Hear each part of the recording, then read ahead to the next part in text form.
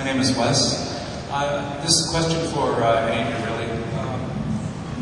Since municipally we've demonstrated that we're not terribly good at managing property, going to what Nick was talking about, and being a facilitator and that sort of thing, is there could you comment on the feasibility of having,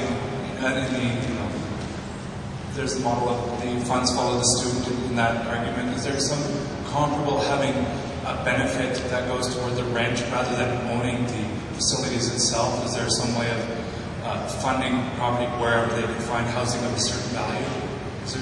Let me deal with that. In getting ready for this, I looked at some of the jurisdictions who have social housing, Western democracies, and I think they're one of the more successful ones that we could probably take a lot from. Whether we copy it exactly, I don't know, but certainly there's lessons in it, and that's what the British have done with rent, kind of like a rent-to-own program, where people who are in social housing are allowed first right of refusal, so that if they have the wherewithal, they could actually end up owning the unit that they're in. Now again, I don't know if you can make the translation exactly from the way the British system works to ours, but the idea, I think, is sound. One of the reasons why we have $650 million in repair is because it's the same reason as when you borrowed your dad's car, you didn't worry about the tires of the gas tank, right? It's not yours. So you scratched it, you knew he'd forgive you, right? And he painted it. But if it's yours, nobody else around to paint it, nobody else around to put gas in it or put tires back on it. Same philosophy. In other words, what we're talking about is instilling pride of ownership. We see the same thing on Northern Reserves. The reason why they're dumps isn't because they don't know how to look after them. They have no reason to. We give them everything.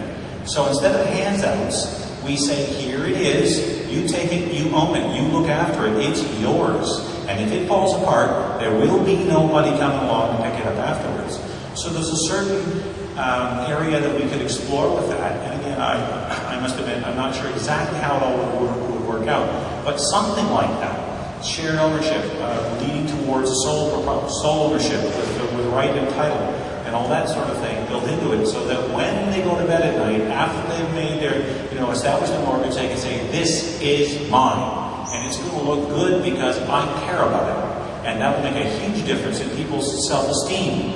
Because a man's self-esteem is wrapped up in his productivity, not in where it shows him where he lives, but it's wrapped up in how he's able to provide for his family.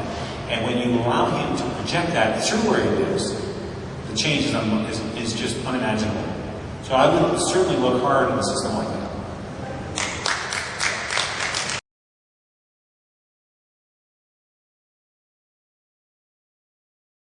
Nick Vandergragt, can you listen, please? Yeah, I think I'll tell you a little story. I think the bottom, especially on the provincial side, is beginning to show cracks already.